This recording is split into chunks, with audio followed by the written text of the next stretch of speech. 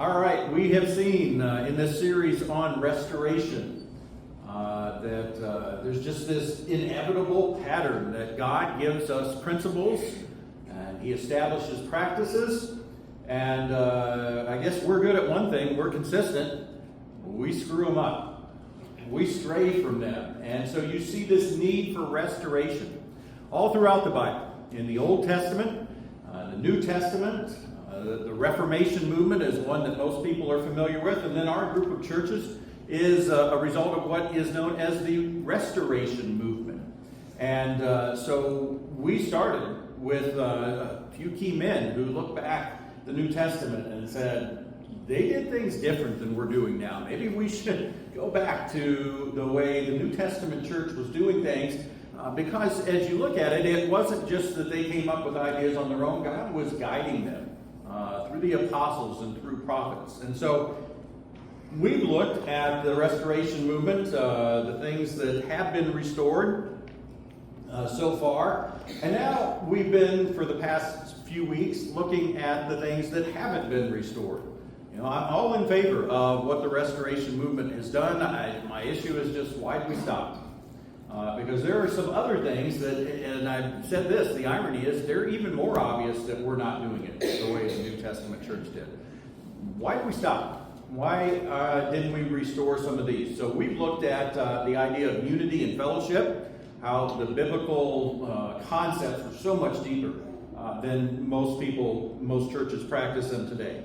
The focus of prayer on the spiritual versus physical needs, and how to study the Bible. And then we looked at what is universally called the worship service. And we found out that's not what the New Testament either calls it or what it was focused on. This time is focused on edifying each other, not worshiping God in the English sense, and certainly not in the Greek sense, or we'd all be down literally on our hands and knees. And then we looked at participation, and that's what I mentioned this morning. It was great to see that. When we have our prayer time, people came with something to share, something that helped edify each other. Well, I want to continue this focus on some things that we need to look at and make sure we've got the New Testament mindset. And so for the next couple of weeks, we're going to look at biblical roles. And this is another area that still has some confusion from either bad traditions or maybe interpretive differences. So let's look at this. The verses are going to be up on the screen because there are going to be so many of them. Let's look first at Christians in general. As we think about our role as a Christian. In the Old Testament, there was a group of people who had greater access to God, wasn't there? You remember what they were called? Who were the people who had more direct? Prophets definitely did. Another group? Priests. Yeah, they were like an intermediary between God and the people. And that's how God established it. The descendants of Aaron, Moses' brother, they were the priests. They were of the tribe of Levi. You remember the Levites, not all of them were priests, only if you were of the descendant of Aaron, but they were like the priest's helpers. So they helped with various things, but it was the priests then who ministered in the temple. They burned incense, they offered sacrifices, and then of course the high priest, and that was passed down through Aaron's oldest son. He was the only one out of the entire nation of Israel who could go into the Holy of Holies, that inner place in the temple, the tabernacle and later the temple, and offer on the Day of Atonement, go in there and perform the rites that God had said to do on that day. So the only one. So you have this hierarchy. There were people who had different levels of access to God. Well, this distinction of varied access to God was done away with in the New Testament. In 1 Peter 2, and we're probably familiar with this passage, it says, "You yourselves, like living stones, are being built up as a spiritual house to be a holy priesthood, to offer spiritual sacrifices acceptable to God through Jesus Christ." So that tells us right there that now in the New Testament as Christians, there is not this level. All of us are priests. We all have the same access to God. We're on the same plane in that sense.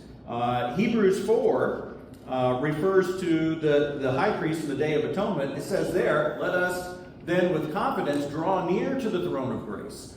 You have to realize that concept from a Jewish point of view.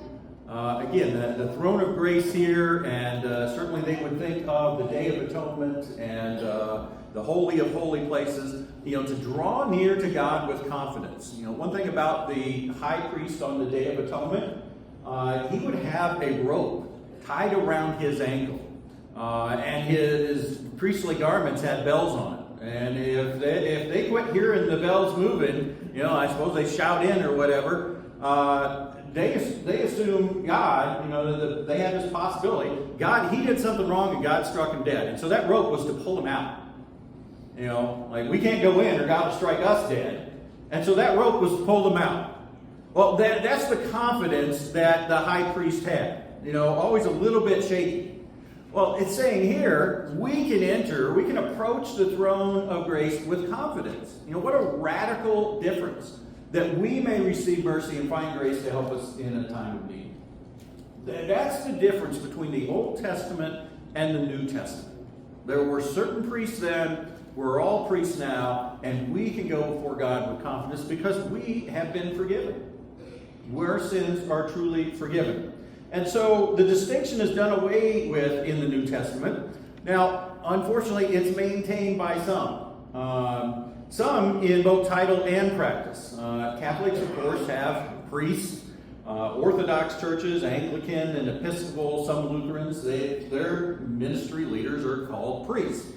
They still maintain that. And then the people are not called those things. And so you still have this distinction that the priests, they're a little higher than the normal person.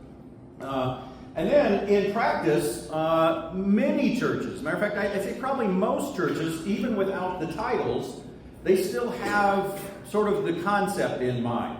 When the majority of churches are led by the pastor, there's this idea that, that person, he's a little bit higher than everyone else.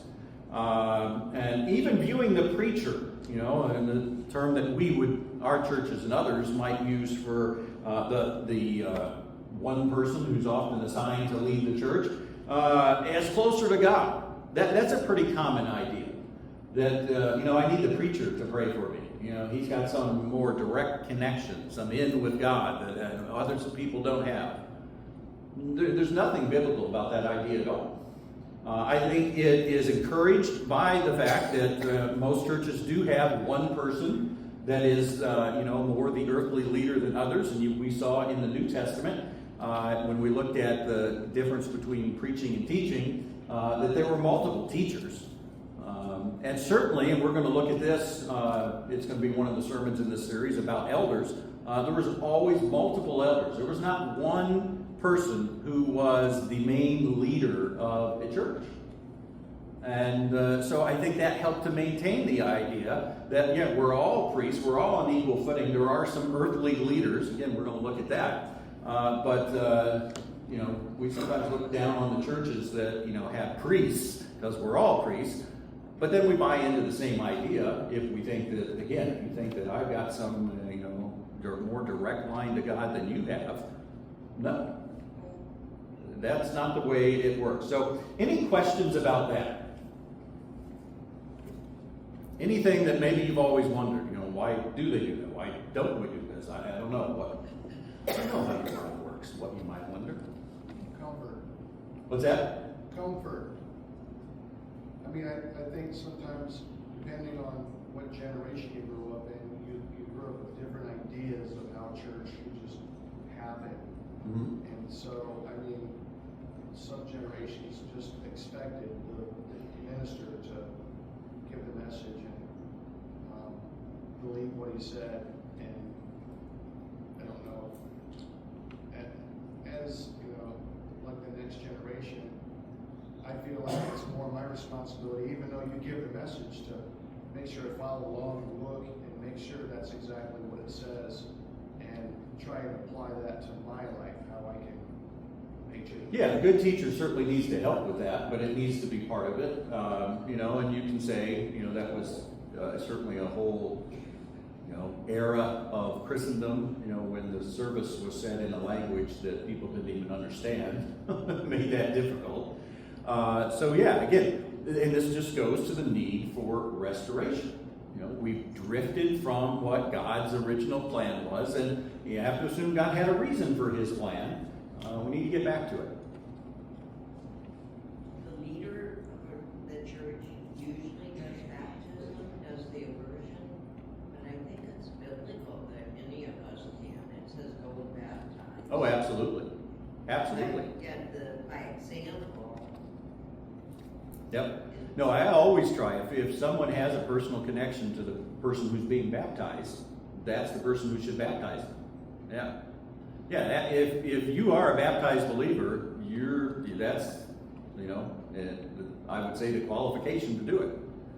Yeah, we do all kinds of things that, even though we, this is especially the Restoration Movement. This has been one of our tenets, the priesthood of all believers. But then we do all these things, and sometimes it's the preacher. I remember when I was at Scottsdale, I had a person the church out there had a person who had been there for years and years, and he ran me through the history of the church. And he said, I forget the guy, this minister we had from here to here, he insisted on being, everything running through him. Well, that's the dumbest thing I've ever heard. One, I don't want it, and two, it's not biblical. But there you had it. I mean, it just set up that mentality that he's the guy. He's the guy. The main God guy. And it just perpetuates an idea, well, that means we're second-class citizens. That means we're, we're an audience just to listen versus, again, I've mentioned it, all the time. I see on Facebook, God wants an army, not an audience, but every church turns you into an audience. Just the way we do, our gathering. Yeah. Every one of us, the Bible says, again, has that same access to God. Any other questions about that? Well, we all have equal access, but yet we're all different. That's obvious as well. And so what I want to look at next is what the Bible talks about, and this one I think has a lot of confusion. The fact that we each have different gifts. We are unique. We have different gifts. So all Christians are equal before God. But Ephesians 2 talks about the fact we're all unique. It says, for we are his workmanship, created in Christ Jesus for good works, which God prepared beforehand that we should walk in them. That word workmanship, one of the looser translations translates it as a work of art. And you think about it. No true work of art is the same as any other work of art. People make the copies of various things, and we all know the dogs playing poker and such, classics.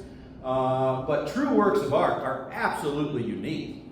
Well, I think every one of us, we are God's workmanship. We are his unique works of art. But then look what it goes on to say, created in Christ Jesus for good works.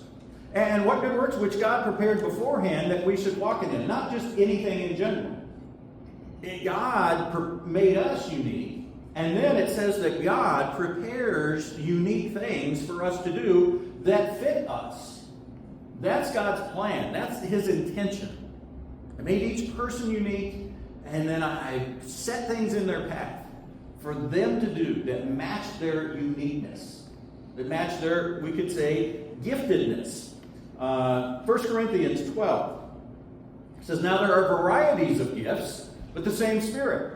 There are varieties of service, but the same Lord, and there are varieties of activities, but it is the same God who empowers them all in everyone. To each is given the manifestation of the Spirit for the common good. You look at that verse, and not only is he paralleling the members of the Trinity, but he parallels gifts, service, and activities.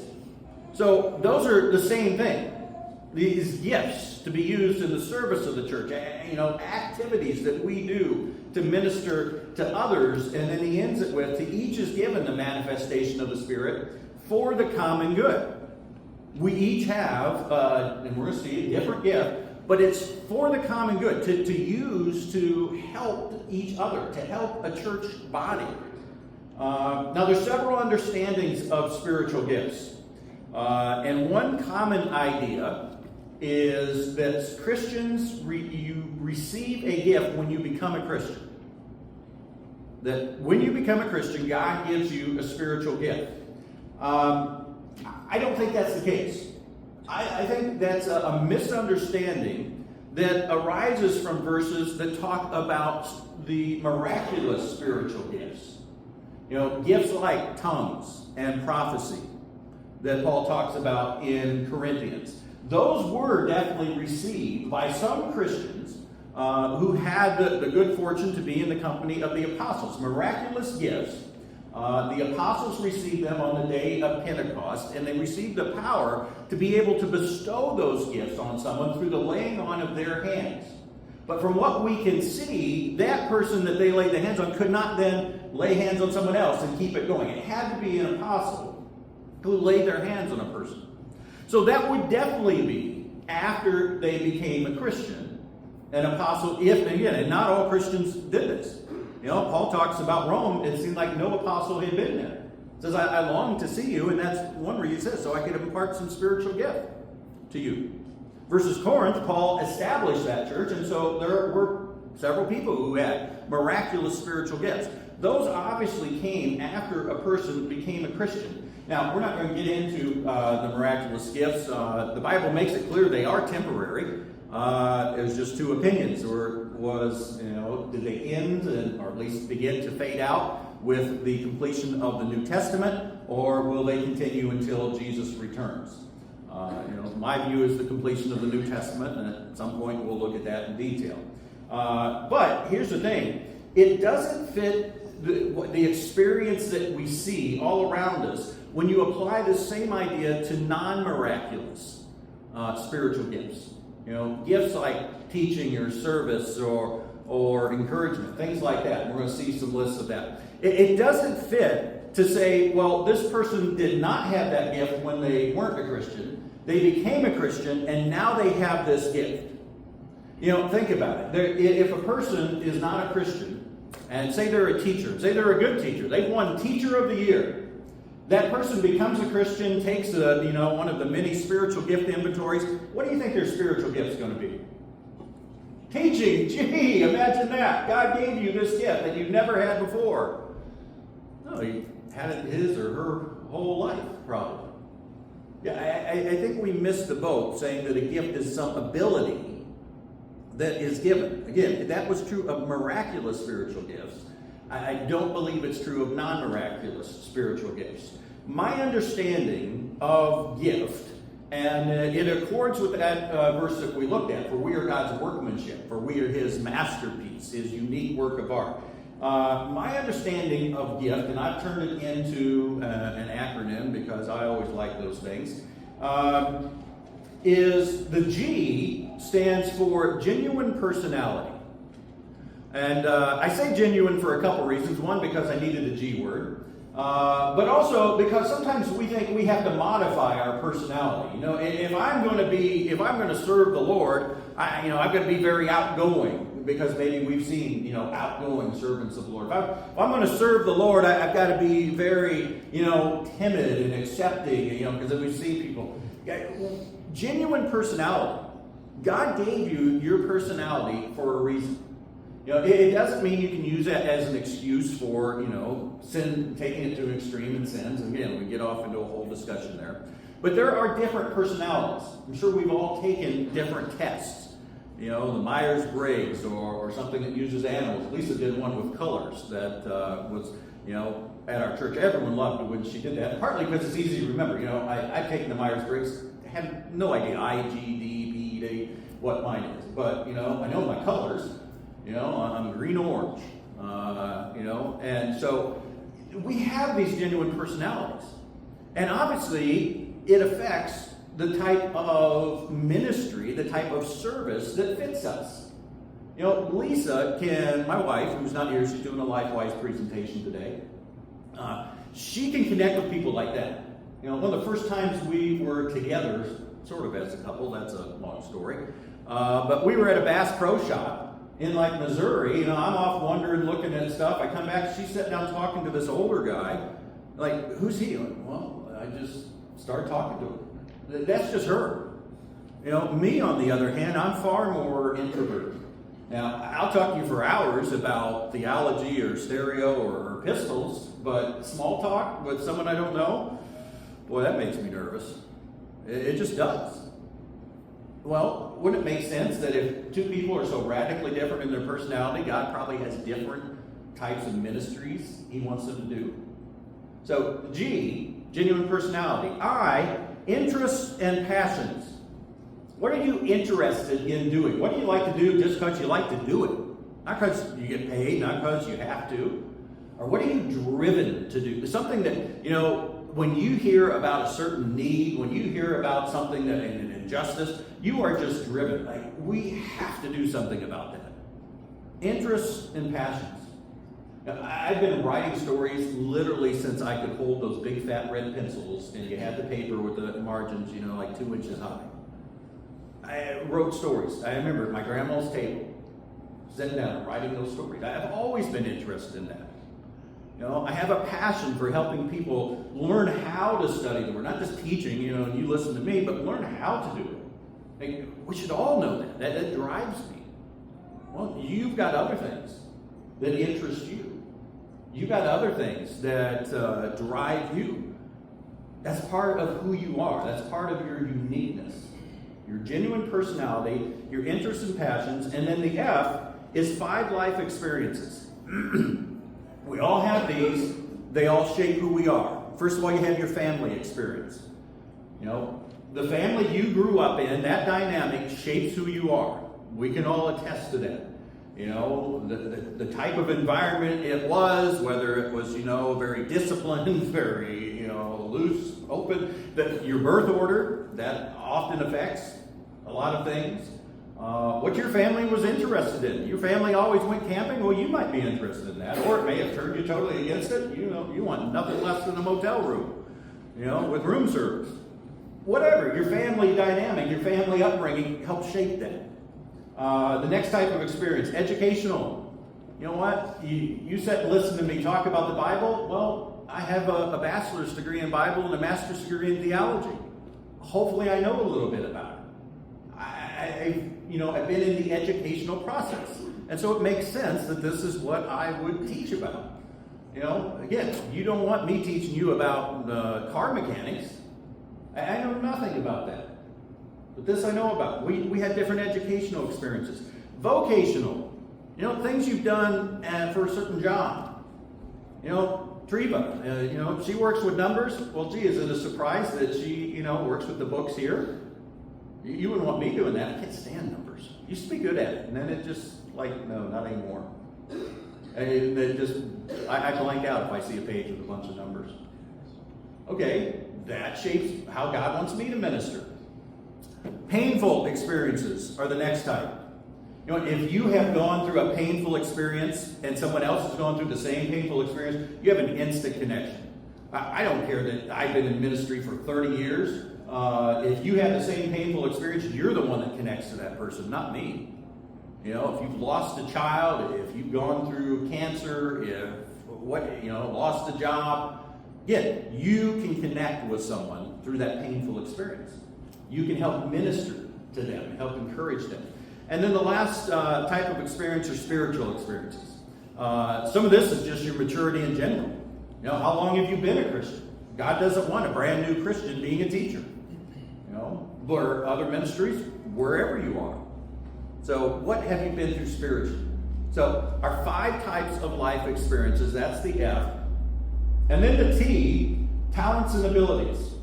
And this is what most people solely think of when they think of a gift. What's your gift? Well, what are you good at doing? Obviously that plays a part. What do you do well? What are you able to do? And you don't want me leading the car repair ministry. I've got no clue. No clue. Basically any repair ministry. You don't want me involved. It does help nowadays that there's YouTube and I can see videos. Before that I was definitely out of line. Certain things you can do well. Certain things I can do well. Well, obviously, God's not dumb. Don't you think he'd want the person who can do something well doing that thing? Yeah. Well, you take all of these then into account. A person's genuine personality. All the variations there. Interests and passions. That covers the world. 5 life experiences. Does any 2 people have identical life experiences? And then talents and abilities. Can you see how we are indeed a unique work of art? And that's what I think our gift is. It's what we have. You know, the Bible, again, it doesn't say that we receive these gifts as a Christian, that some people receive the miraculous gifts. The whole point, though, is that God has given these, and certainly when we become a Christian, now there is this responsibility on us to use these gifts. And how the Spirit has worked in our life and continues to work in our life, to use that to minister to each other. And that's what it means to have a gift and use that. So every Christian has, and again, I say every Christian is a gift, a unique work of art. Every Christian should use his or her gift to bless other Christians and non-Christians. Any questions on that? Any questions on maybe the 4 areas? Again, I doubt you've ever heard that. I think I made that up. You know, every once in a while I'll read something, forget, and hey, I got this great idea. But this one I think was me. I have a comment on it. Jesus' feeding of the 5,000 is a good illustration where he took something very small, a child's lunch that he brought along, and used that to feed 5,000. And I think the illustration to us is that we may only think we are average compared to someone else, but what we give, Jesus can make into a great blessing. Oh, absolutely. And he's going to do, you know, he's going to, not that Jesus needs an easier time, you know, there is no degree of difficulty for God. But don't you think it's going to be much better if you give him your gift? He's going to then match that gift. It says, you know, in that verse, he matches our gift to the things he wants us to do. Well, that's going to lead to incredible results right there. Again, I keep saying it over and over. You know, your car's not working. You ask me for help. The results are not going to be good. I had someone pull in the other day, you know, into the driveway. I said, you know, good news and bad news. The good news is you can park your car here, bring people over, do whatever you need. The place is yours. Bad news is I have no idea how to help you myself. Like you pulled into the driveway of the person who knows the least about cars, probably all up and down 35. But if you give me in something that fits me, well then yeah, you can see some good results. Yeah. Any other? One thing I was thinking about with gifts, you know, maybe working on cars may not be your gift, but if you joined up with somebody else that possibly is their gift, you could help them help someone else. You know, like you could be the nut and bolt guy, or you could be the wrench guy for somebody that knows something. You certainly can help, yeah, without knowing it. And I'm going to get to that in a second. You know, this doesn't mean, oh, I don't do that because, you know, at all, because it's not my gift. But obviously it's going to, you know, affect things differently, because there's some people who just love working on cars. You know, me, if it needs to be done and I can hold the wrench, okay, but I don't love it. You know, I want to get in and turn the key and it runs. I say that my nephew is a circuit rider, and right now they're on the East Coast, they're going to all these colleges talking to young men about Jesus, and there's like 25 or 30 of them. And you know how much better it makes you as just an average person telling somebody about Jesus Christ when you're with a group of people. Could be 2, 3, 4, 15, 20. It really does increase the package and enlightens people in the world when there's more than just one person. Well, Jesus did that. You know, he sent out the disciples, the apostles, you know, in twos, for the 72 in pairs. Yeah, there's definitely an element of being together and helping. Well, let's look at this then. There are some traits that everyone possesses to some degree, but some people were more gifted than others. Romans chapter 12 says, "For there's one body, for as in one body we have many members, and the members do not all have the same function. So we, though many are one body in Christ, and individually members of one another. having gifts that differ according to the grace given to us, let us use them. So there's those first two principles. We all have a gift. We need to use them. Well, then look at the next passage there. If prophecy, one more slide there. If prophecy in proportion to your faith, if service in our serving, the one who teaches in his teaching, the one who exhorts in his exhortation, the one who contributes in generosity, the one who leads with zeal, the one who does acts of mercy with cheerfulness. So here you have all these different gifts. The first one is prophecy, and I've said before, prophecy literally means just speaking forth, about God. It can be miraculous that God gives you a message direct from Him, or it can be just as, some of you were doing today, talking about what God had done in your life recently. All the others in this list are definitely non-miraculous, so it would seem to indicate that this version of prophecy that Paul's talking about is probably non-miraculous too. All of these traits or actions are true and even required of all Christians. You think about it. We're all to speak forth about God. We're all to serve. Everyone teaches in some ways, teach and admonish each other, exhorting, contributing. Every one of those, every Christian is to do. But he's saying there, some Christians it just comes more naturally to them. It fits them. They're better at it. And so those people, that needs to be where they focus their attention. Now, it doesn't mean, you can't say, when we're setting up for the potluck and we need some tables, sorry, I can't move that table, I don't have the gift of service. No, you can move the table and it'll be just fine. But, again, in general, someone who has the gift of service, that being their focus. Someone who has the gift of teaching, someone who has the gift of exhortation. That's when, if that's your gift, you definitely need to focus on it, because you're going to see, again, the better results. I can hold a wrench for someone working on a car, but they're the one who's really bringing about the results. Well, focus on what it is, the way God made you, the gift God gave you, and the good works He put in your path to do in light of those. 1 Corinthians 12 says, "But as it is, God arranged the members in the body, each one of them as He chose. If all were a single member, where would the body be? As it is, there are many parts, yet one body." And the larger passage talks about the need for every part. We need every one. You might think sometimes that, I just don't have as much to contribute as someone else. I don't have as much that I can do as someone else can do. We need all of them. In that larger passage, and we'll look at this in more detail. This series is going over the general idea. It talks about, some of the smaller parts of the body. Those are super important. We need those. So again, the keys. Every Christian has a gift, is a gift. Every Christian should use his or her gift. But then I think we also have to take into account, that none of us has the same gift. And we need to realize different people have different gifts. And so don't expect everyone to be just like me.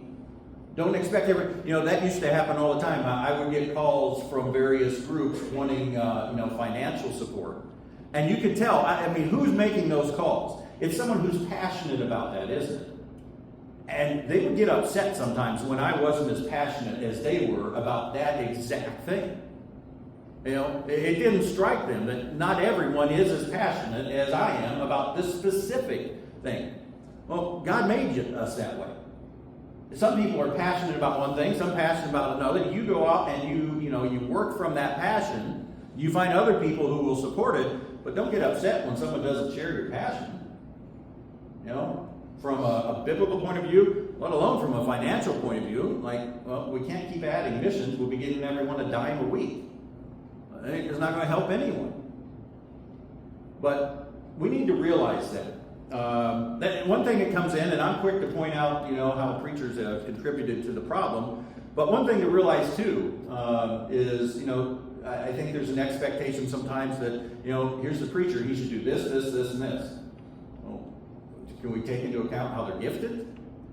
And some of that needs to be, well, don't hire the person to be your preacher. If they're not gifted to preach, maybe they're not the person to be the preacher.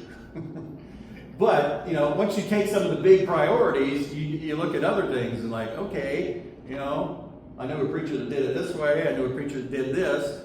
You guys got a great example. Lynn was here before me. I love Lynn. He's a brother, but boy, he and I are about as different as you could get. Okay. We have to take that into account, how that works. And you need to take it into account for you. It's not that I can't help set up a table, but what really fits me? How has God gifted me? That's what I need to be focusing on.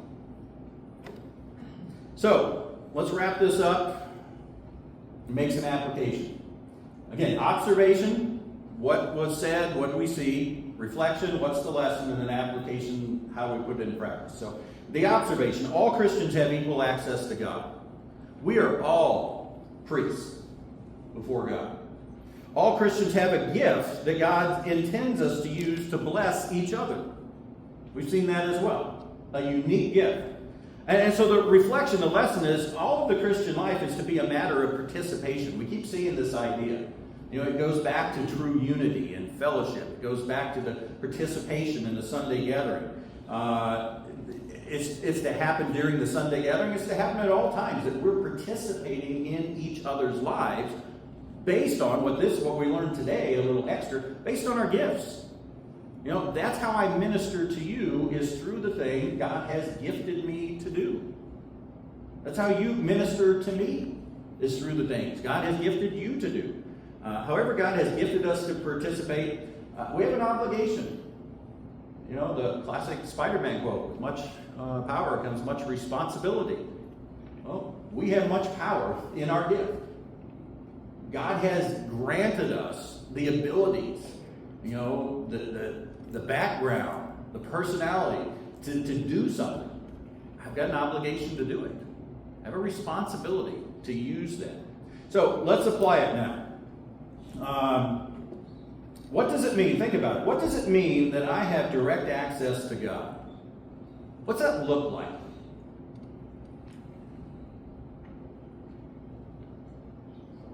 Prayer. You're replying. Definitely prayer, isn't it?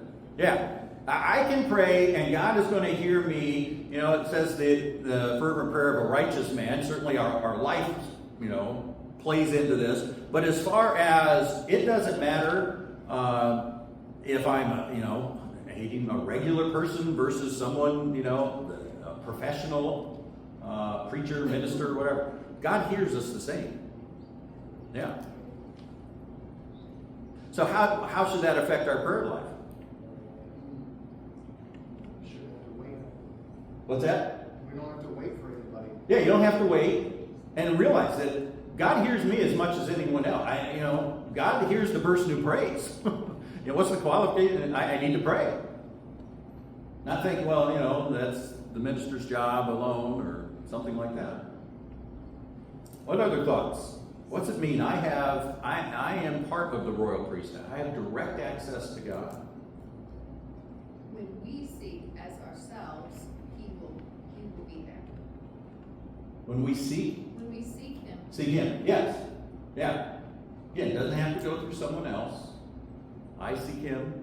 I can come before the throne of grace with confidence. What a privilege. We're talking about the God of the universe. To think that He, wants anything to do with me. And we need to realize this. I can remember a friend of mine, a Christian, but he had this idea. He said, if I squeak into heaven and just, sweep the streets, I'll be fine. He had this idea that he was lower, We all stand with no condemnation before God. Romans 8, there is now therefore no condemnation. We're all forgiven. We're all 100. We've talked about this before. We're all 100% righteous if we have accepted God's offer of salvation as He offered it, believed, repented, been baptized. We all stand totally 100% righteous before God. All right, what about the other thing? How much thought have you given to how God has gifted you? And maybe, you always wonder, maybe you're a little confused about just what that meant. Again, I really think that what I put forth there, that acronym, I think it describes very well. I think it fits with the Ephesians, where God's workmanship. Better than just, certainly, if all you've ever thought about for your gift is, my talent, that's lacking a lot of what goes into how you should minister. How much thought have you given to your gift? Are you aware of what your gift is? Are you aware of, this is my personality. I get energized doing, being around a group of people. I get energized being, by myself working on a project. What have you always been interested in or passionate about? What are you good at? And then, even more important than that is, once you start thinking about that, how could that be used to minister to other people? What fits me that I can use to minister to other people? I don't necessarily expect you to, say, well, here's me and here's how it fits, but I do expect each of us to really give that some thought. What am I like? My genuine personality, interests, family experience, 5 types of experiences, my talents and abilities. What am I like? How can that be used to serve God? Here. The thing that I've experienced as I get older, the things that I like to do and done it all the time, I was always in the shop doing things. But as you get older, your confidence, or maybe your ability, makes you think twice, can I do this? Now here's where I have kind of changed some of my thoughts. The things that I used to could do is harder for me to do now. But some of the things that I didn't do back then, such as praying for people and this and that, when I was younger, I didn't pray as much as I do now. If I had a wrench in my hand, I was in glory, okay? But now, I don't give that up. I'm down in the shop every day. I don't do as much as I used to. But maybe the gift, I would say, that I had then could do and liked, now is a gift to lift people up in prayer when there's a need. Yeah. Yeah, I certainly think there can be some modification. I mean, it might be within the same sphere. You like helping people. Well, when you're young, you can do things to help them. You can't do maybe as easily when you're older, but you can do different things. Yeah. Yeah, I think you'll find it is one of the keys to life, really. Certainly to satisfaction and fulfillment. We all want to make a difference. We want to have a purpose. And again, any good purpose is a good purpose. But wouldn't it be even better to find out the good purpose that fits you? God made you a certain way, and that verse in Ephesians tells us he puts things in our path. He wants us to do things that fit who we are. So, doesn't that make sense? If you were the boss at a shop, and you got a few jobs, wouldn't it make sense to have a person doing a job that likes the job? Boy, wouldn't that make life easier? Wouldn't that make the person more productive? Well, that's God's plan. I want you to find the things that fit you. And, use them to minister to others in ways that you'll do better than other people will. You'll enjoy more than other people will. We're going to get more in depth in all these topics. We'll definitely get more in depth in this, but begin to think about it. Begin to think about who you are and how God wants to use you. Any other questions or thoughts this morning? It says God arranged the members in the body. We need to learn about God's arrangements. In other words, He put our eyes in the front quote, put our nose right beside of our mouth because our olfactory nerves help us taste. We didn't put our nose, we don't sit on it. That'd be a bad place for it. Anyway, there's an arrangement that God has, and we need to follow God. And again, that's what we're trying to do in general. And the idea of restoration is, what's the arrangement? What's the plan? What are the principles that God set forth? And, assume He had a reason for it. And it works better when we do it His way. Hopefully we could agree on that. It works better when we do things God's way. All right, what's God's way? Let's figure out what it is in general. And this giftedness, the second aspect, even the first, equal access, is, what's God's specific way for me? What's His specific plan? How's He want me to minister as a believer? I was watching that Book of Eli, a movie starring Denzel Washington. Okay, yeah. And then I was watching something about him, and he just recently been ordained into the ministry. And he finally decided, he figured out that God wants him to minister, like evangelize through acting. So he wants to make sure that any part he takes in the movie will glorify God and His righteousness. And it's got a godly message to it. And so I thought, he's got it figured out. He knows how He's arranged in the body. Yeah, how He knows His gift. How can He use it for God's glory? And that's what it is. Find out your gift. Find out how you can use it for God's glory. All right, well, we're going to continue the idea of biblical roles next week, and we're going to look at the one that has a little controversy. What are some of the roles that God has limited or restricted in some ways? So we'll see if you're all as agreeable after next week's sermon.